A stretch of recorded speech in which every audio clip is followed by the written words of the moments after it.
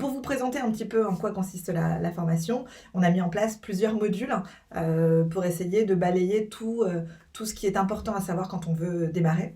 Évidemment, on va commencer par le monde du mariage, les chiffres, le métier du wedding planner, d'où est-ce qu'il vient, depuis combien de temps il y a des wedding planners en France, combien de wedding planners travaillent en France, comment est-ce que le métier est arrivé en France, c'est-à-dire quelles sont les différences et les changements qu'on a pu observer lorsqu'il est venu des États-Unis vers la France, tant en termes de moyens de paiement, de méthodes de règlement, que en termes d'attente et de tâches qu'on va accomplir pour faire ce métier.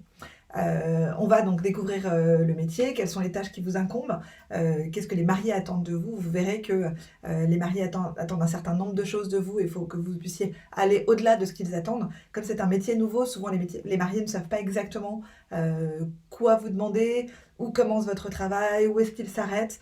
Donc il va falloir faire beaucoup de pédagogie. Ça va vraiment faire partie de votre boulot, hein, la pédagogie. Ça, vous allez passer plus de temps à montrer que vous faites, à expliquer ce que vous faites, qu'à faire réellement.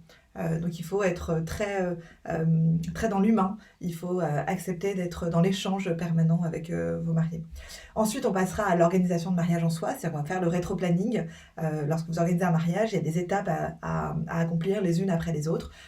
Donc ça, on pourra le voir ensemble. Donc le lieu, le traiteur, le photographe, le vidéaste, le DJ, puis la déco. Donc on va vraiment essayer de vous montrer comment est-ce que s'organise un mariage, quelles sont ces différentes étapes à accomplir, quels sont les cas précis, c'est-à-dire que quand vous faites un mariage en 1 mois et demi, qu'est-ce que ça change, quand vous faites un mariage à l'étranger, qu'est-ce que ça change, et quand vous faites un mariage mixte, qu'est-ce que ça change. Donc on va aussi voir les différents types de mariages.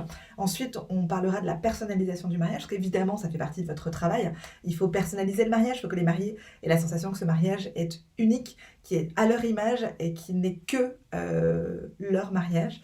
Donc on va pour ça personnaliser l'ensemble de nos mariages et on va voir ensemble quelles sont pareil les étapes à respecter quand on veut personnaliser les mariages, quelles sont les bonnes questions à poser aux mariés et surtout quels sont les bons conseils à leur donner.